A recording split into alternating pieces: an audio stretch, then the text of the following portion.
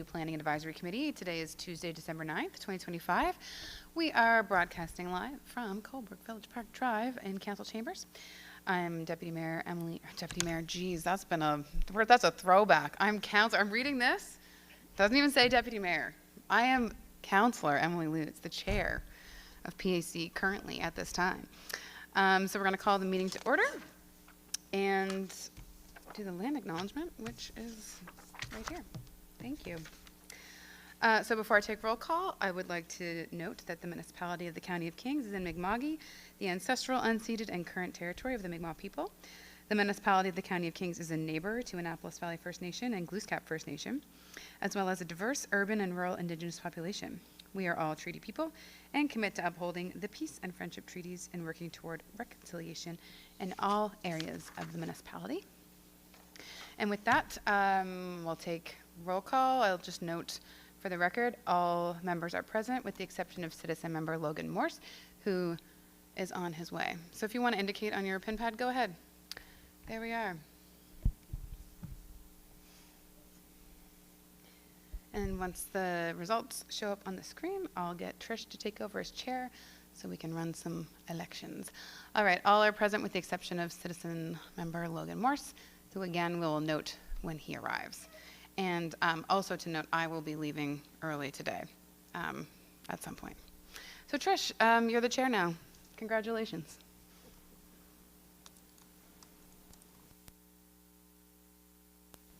Thank you, Councillor Lutz. Yes, so the next item on the agenda is the election of our chair and following that, vice chair. Bylaws 64 and 102 of the municipality require that the first meeting after council has appointed the members for the committees, we must elect a chair and vice chair for the following year. I guess at this time I'll also note that we have two returning citizen members. They were both reappointed in November, November's council. So Kate and Logan, who is en route, will be with us for another 2 years. So welcome back. Thank you. So looking to open the floor for nominations for chair for the next year. Oh, I have Haley will.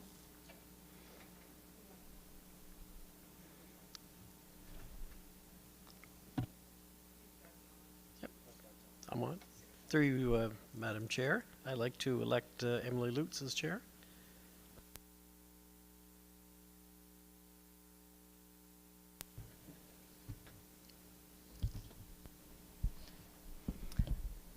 Thank you. And Councillor Lutz, do you accept the nomination?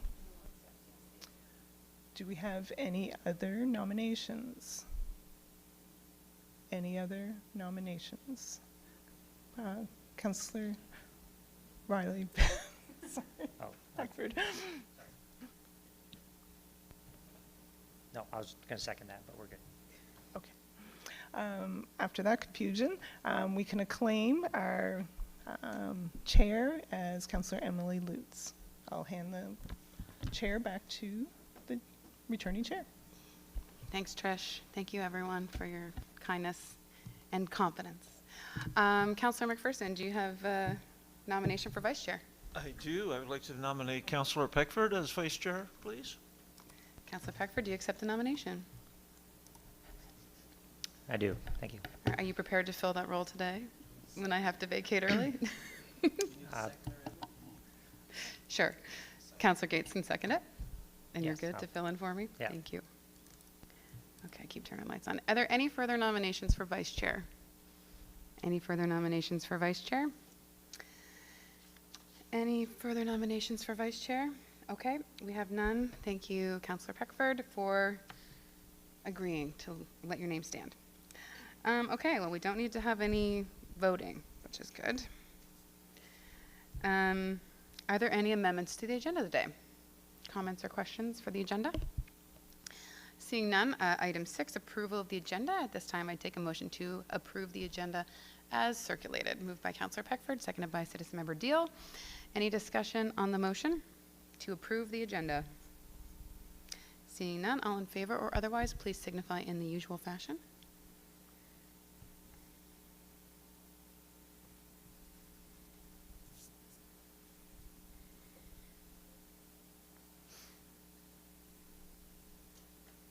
The motion's carried and the agenda is approved. Thank you very much.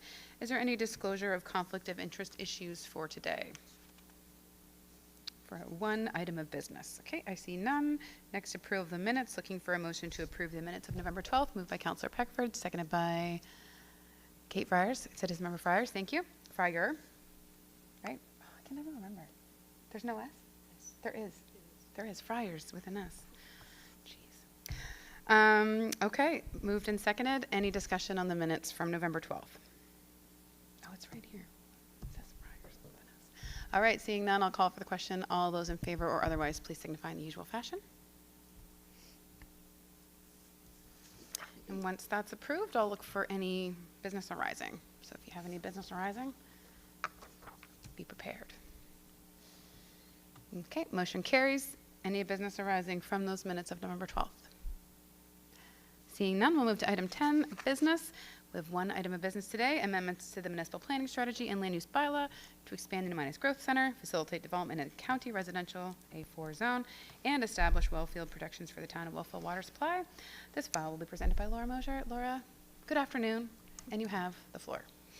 Good afternoon. Thank you, Madam Chair, and welcome to all our PAC members and our members of the public. We are here today to discuss, this is a mouthful, amendments to the maps and text of the municipal planning documents to expand the growth center of New Minas and other associated amendments. This comes out of our Growing Greenwich project. So these are focused on the community of Greenwich, with the exception of the expansion of the New Minas Growth Center. Just one matter, a housekeeping matter before I get started. You do have some pages on your desk. They are entitled Appendix D, LUB Text Amendments. This was just an oversight and we forgot to include it in the staff report, but you have it now to review. And we will upload the complete report following this meeting. So the origin of this project, this was authorized by the previous council in May of 2024. Following that authorization, staff engaged an engagement specialist, and we developed an engagement plan with that specialist, and then conducted the engagement sessions in both the spring and the fall of 2025. There was a total of 3 sessions, and we'll go over each one. In the meantime, in March of 2025, the town of Wolfville got in touch with the municipality and requested that we incorporate some wellfield protection regulations associated with the wellfields associated with their municipal water supply. The mapping for their wellfield protection overlays was partially complete at the time when the municipality adopted our planning documents, and so the mapping was included in our mapping. However, they had not yet drafted regulations. That has now been completed, and so we will be looking to incorporate those into our municipal planning documents since their wellfield extends into the county. So about the Growing Greenwich project, we conducted 3 phases of engagement. The first happened in May of 2025, which was really a visioning. So it asked residents and business owners to tell us what they liked about their community, but also what they might want to see in their community and how they felt about various subject matters. Phase 2 was conducted in June and July and was really seeking to refine some of those same thoughts from the public. So the key issues were again discussed, and we looked into 3 potential growth scenarios. We also conducted stakeholder interviews, one-on-one stakeholder interviews, a community workshop, and had an online survey. The final phase, which occurred in September, I'm sorry, it's not now, it was in September.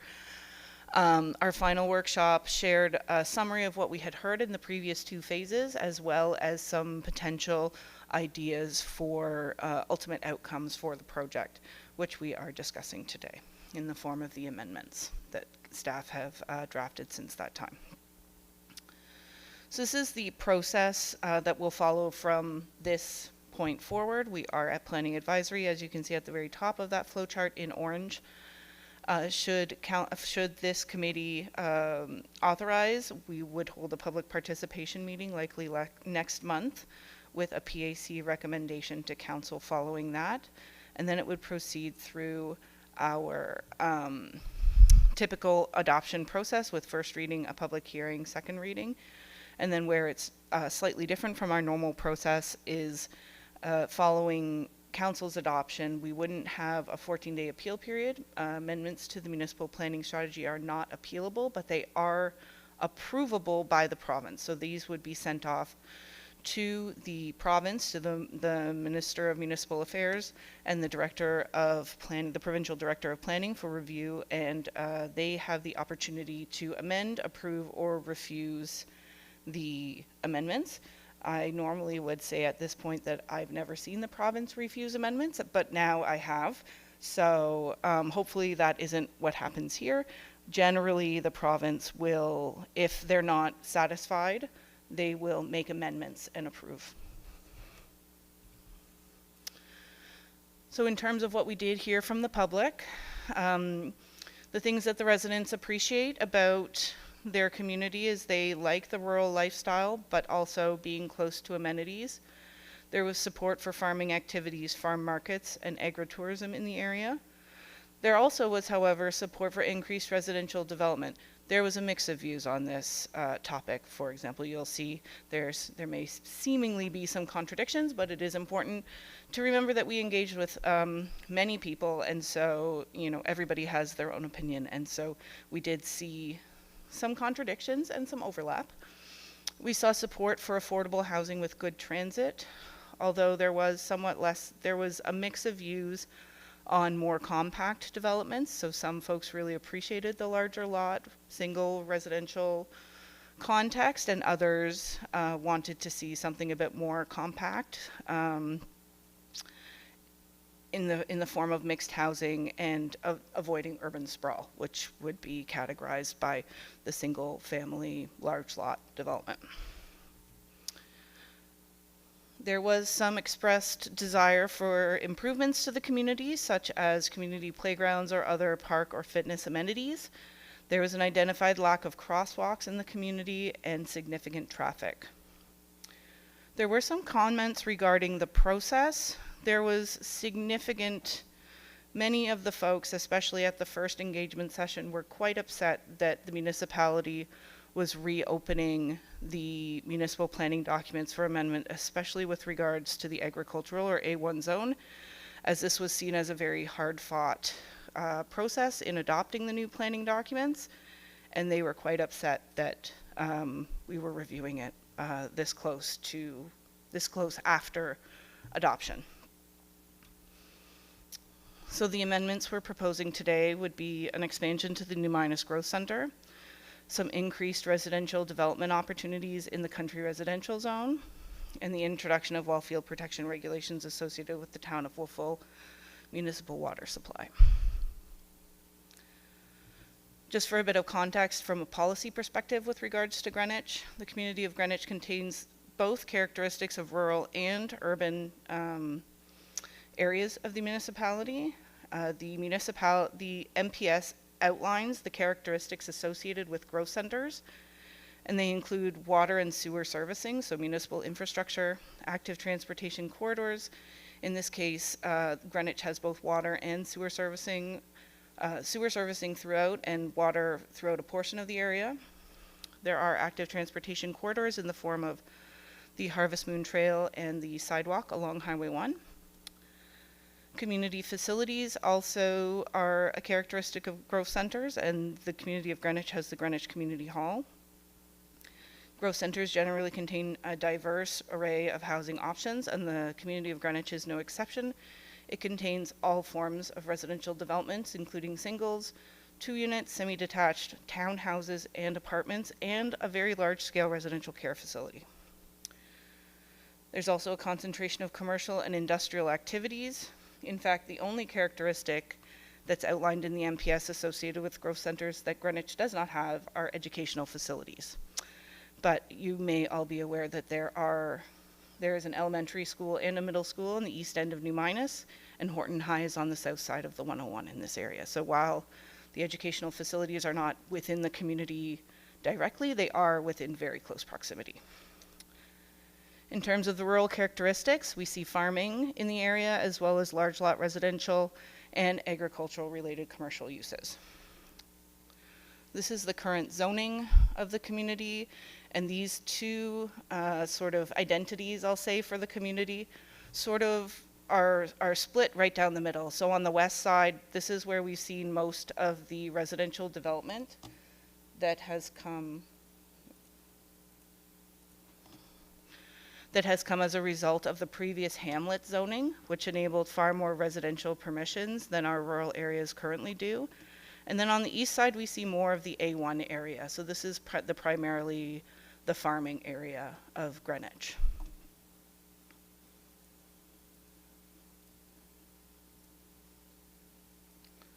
So with regard to the expansion of the New Minas Growth Center, I'll go back. So this is New Minas here. You can see here that this line is straight currently. This represents the expansion. It's a very minor expansion of the growth center boundary. It simply, previously the line went straight through here, and it's been adjusted to include the entirety of these two properties. So as I said, this is a minor expansion of the growth center, and it's simply adjusted to match those property lines. The property that has been included in the New Minas Growth Center is one of those properties that by request resulted in this project being authorized.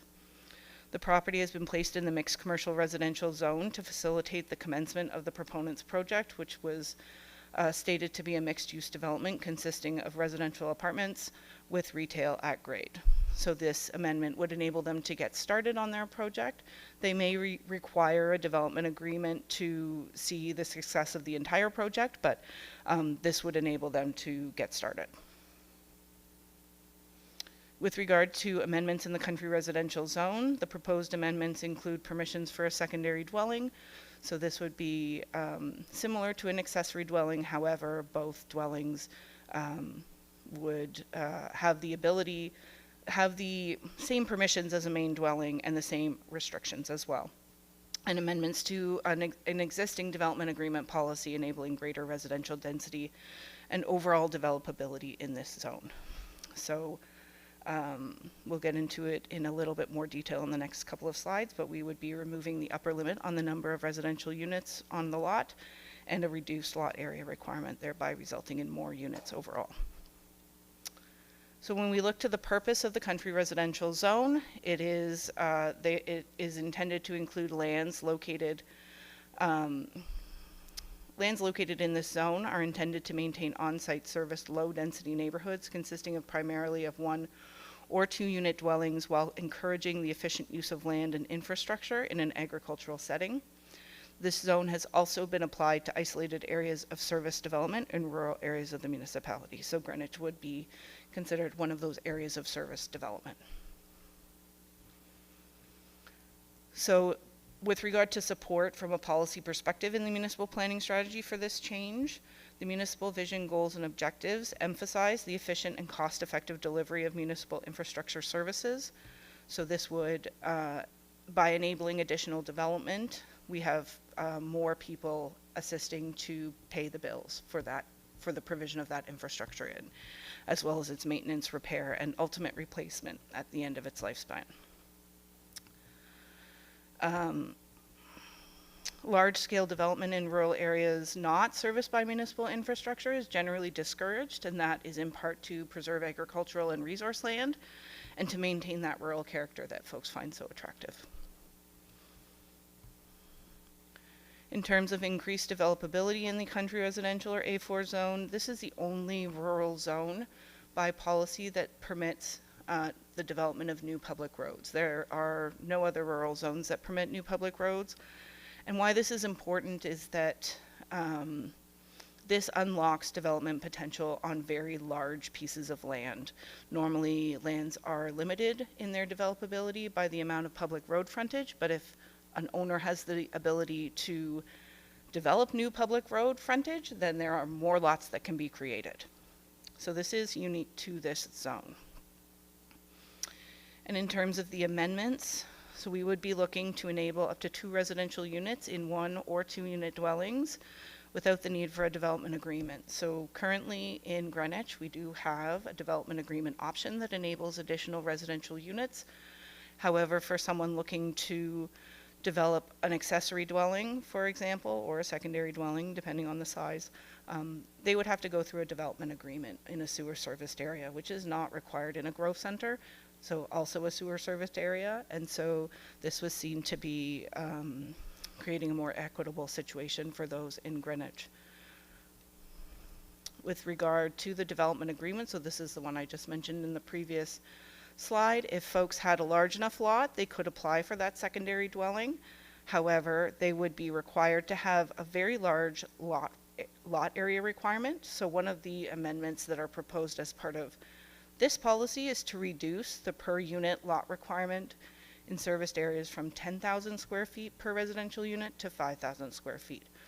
By comparison, within a growth center, we typically require 2,000 square feet per unit for in terms of lot area. So we did hear from folks in Greenwich. We have been hearing from them for quite some time, folks with a 12,000 square foot lot or a 15,000 square foot lot, a very sizable lot, looking to add a second dwelling for a child, for a parent, for increased income. And we are not even able to offer a development agreement to them because they simply don't have enough lot area, even though they have sewer, they have water, they have everything that someone in a growth center would have, except for the support from policy. And it disadvantages them, but it disadvantages the municipality as well, because we're still providing that water and sewer service, and this would be a way to essentially have that bill for that homeowner. So we were looking to reduce the lot area requirement. The policy current limits the development of the number of units to 8, regardless of the lot size. So the policy currently requires 10,000 square feet per residential unit in a sewer serviced area. And so in order to unlock the development of those 8 units, you need 80,000 square feet. But if you have 100,000 square feet, you still only get the 8 units. So we were looking to remove that upper limit, and the number of units would be dictated by the lot area requirement alone. The current policy indicates that the development is meant to occur in small scale buildings without any idea of what that actually means. And so we are proposing to amend that to link it to the height restriction within the as of right height permission of the zone, which is currently 35 feet. With regard to the Wolfville wellfield protection, by way of information, the wellfield protection overlays prohibit uses within wellfield areas that may be risky to municipal water supplies. So the wellfield overlays are determined by time of travel for contaminant, how long it takes for a contaminant to get from the source of the contamination to the well. And there are various degrees of protection applied as you get closer to the well, but the types of uses that are typically prohibited and which are further restricted within this well field are gas stations, automotive repair, chemical or fertilizer storage, dry cleaning facilities, and scrap and salvage operations. And policy 2.6.2 indicates that council will cooperate with neighboring towns to adopt mapping and regulations to protect municipal water supplies. The town of Wolfville recently drilled a new well for additional water supply, and that well is located within the municipality and not in the town of Wolfville. The wellfield protection areas already extended into the municipality, but now extend even further. And so the town has requested that we adopt regulations. That concludes my presentation. I'm happy to take any questions, but in the meantime, the recommendation on the screen reads that the Planning Advisory Committee authorize a public participation meeting in accordance with policy PLAN-09-005 related to amendments to the municipal planning documents related to the expansion of the growth center of New Minas and other amendments associated with the Growing Greenwich project. And I would pass it back to the chair. Thank you, Laura, for that presentation. And associated maps and report in the the package. It's all paints a very nice picture. So thank you very much for all of that. Is there any questions at this time for Laura on her presentation? Councillor Gates. Thank you. Through you, Madam Chair. Just with clarification, Laura, under the Wolfville Wellfield Protection, we have existing residential, public parklands, and public utilities. Would recreational use such as a soccer field or football, I know it's not the same as a parkland, but would that be permitted? A soccer field, I think, would likely be permitted under the, I'm sorry, through you, Madam Chair, to Councillor Gates. A soccer field likely would be permitted. What may be not permitted would be, you know, the building that would hold the soccer balls and the chalk for the lines and any sort of lawn care. It would be the lawn care that we would be concerned about in a zone, or I guess Wolfville has the WZ zone. Their wellfields is a little bit different from our current zones. So I think a field would be permitted, but after that, it would have to be a discussion. But I mean, is it important to remember that these WZ zones are incredibly small? Like it's unlikely that that would happen. Is that everything, Councillor? Deputy Mayor McPherson. Thank you very much, Madam Chair. Through you. I'm trying to get my head around all of this. I did attend 2 of the 3 public engagement sessions to try and fully understand, because I anticipated that this would be based on history, I guess, that this may be a hot topic item that we're dealing with. What I do recall, Laura, is throughout that process it ended up in 3 potential proposals. One which was status quo, nothing changes. One was maybe more extensive permission of development, and there was kind of middle of the road one that maybe was meant to reach some type of agreement whereby people could buy into it. I think the result of that one was what you showed on the map, the extension of one piece of land, which might have been into the expansion of the village of New Minas, kind of encroaching a little bit into what traditionally has been known as part of Greenwich, but that would become part of New Minas. And if I'm accurate, that might have been the old Horton High School site. So based on everything that you presented today, if I'm understanding clearly, the development would happen specifically within that small piece of land, which would become part of the village of New Minas, and the rest would remain status quo. Am I accurate on that? Through you, Madam Chair, to Councillor Deputy Mayor McPherson. Sorry, can't keep all these titles straight. Yes and no. So yes, the bump out of the New Minas Growth Center, not the village though. The village boundary would stay the same, but the Growth Center boundary would be expanded to include the old Horton Heights site.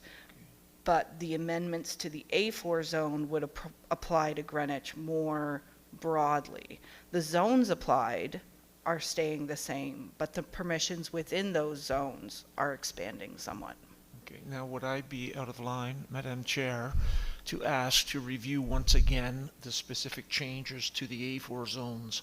So I think I'm getting my head around it now, but I just would like to drop back a little bit. It might take a few moments, but That's is that okay? Yeah. And I think too, they are included in the piece of paper on the desk too. Like that's specifically what the printed one? The printed handout are the changes to the land use bylaw, so that would capture this specific amendment, which is on the screen now, to enable 2 residential units within either 1 or 2 different structures. So that would be enabled through amendments to the land use bylaw. And then the second one, the development agreement option, this is an amendment to an existing policy within the municipal planning strategy. So that you would find the amendments to that in Appendix B of your report. And So in summary, just even so I have my head wrapped around it, the first one is allowing secondary dwellings, which is different from an accessory dwelling, which we had just talked about regarding that wholesale change to all of our lots. Sure. And then the second is a DA option for increased residential development within the currently existing A4 zone. And there's no suggestion to add more A4, like the zoning, what's there in A4 is currently A4, and it's just that these changes for the currently zoned land would apply. Yes, that's correct. The A4 zone is much like the A1 zone in that they are the only two zones that or no, it's a little bit different. You can't zone into the A4 zone. We don't permit any new land to be zoned into A4. Okay, or Deputy Mayor? Can I follow up? Absolutely. Did you have a map showing, I think if you go back to that map that shows Greenwich, can I take a look again at how much of that property is actually zoned A4? Yeah, so can you just point out? So A4 is this sort of tan color. Okay, which is residential. It's country residential, yes. So evidently, if there are changes to the allowances in those areas, it's not going to impact the agricultural community or A1 farmland. It's evidently it's already developed as housing, what I can see there, and that would respond to the concerns of protecting the A1 farmland in Greenwich. Yes, Is that that's what I'm saying? correct. What's being proposed now was not proposed as one of the three options that we presented to the public. This is an entirely new approach, formed entirely on the basis of the public feedback. Okay, and thank you for that, but I guess the question that I'm posing, I can see the answer now, is I think a lot of the justification that I heard at the consultation meetings in opposition to further development of Greenwich was around the protection of the way of life, in particular the agricultural component of it.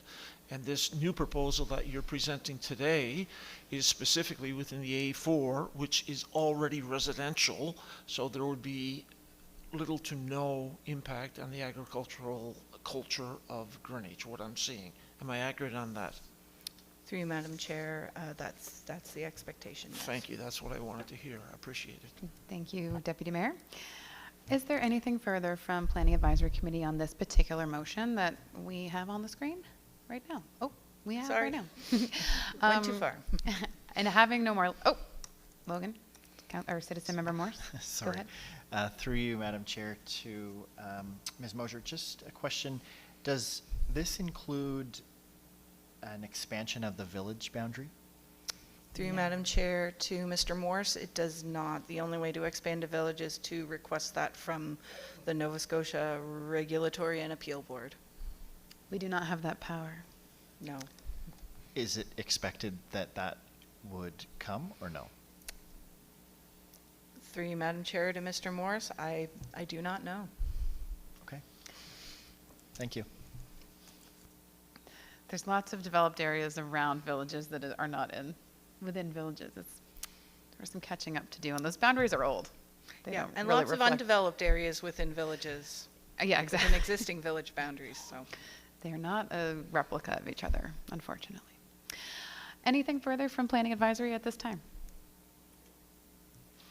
Seeing no lights, I'll read the motion that the Planning Advisory Committee authorize a public participation meeting in accordance with Policy Plan-09-005 related to amendments to the municipal planning documents related to the expansion of the Growth Center of New Minas and other amendments associated with the Growing Greenwich project.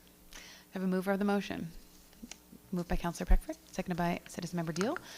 Any discussion on the motion? Seeing none, all in favor or otherwise, please signify in the usual fashion using your voting buttons.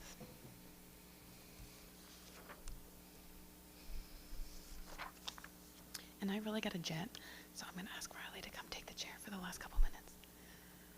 And motion carries unanimously. Thank you. I'm just going to hand the chair quickly to Councillor Peckford for the remainder of the meeting because I have to run. And now that I know the highway's slow, I got to run faster. I know there's not much left, but you're welcome. Okay, bye.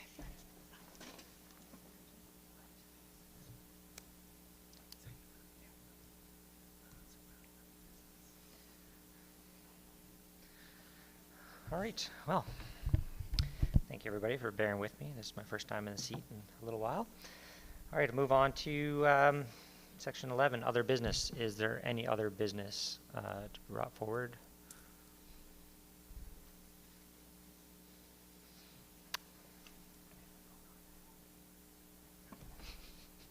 Perfect, thank you. Seeing none, we'll go on to section 12, comments from the public. Is anybody in the public who would like to make any comments today? Nope. Seeing none, I guess that moves us on to section 13. Date of next meeting is slated for January 13th, 2026. Any objections to that? Any issues? Perfect. All right. Yes, great. All right, I'll move for adjournment. Do I have a mover of the motion? Moved by Councillor Gates, second by Citizen Member DL. All right, all those in favor or against, please cast your vote.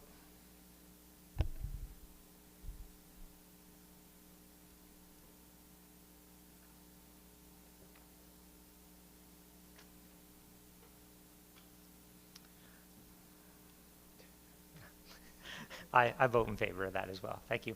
All right, meeting adjourned. Thank you.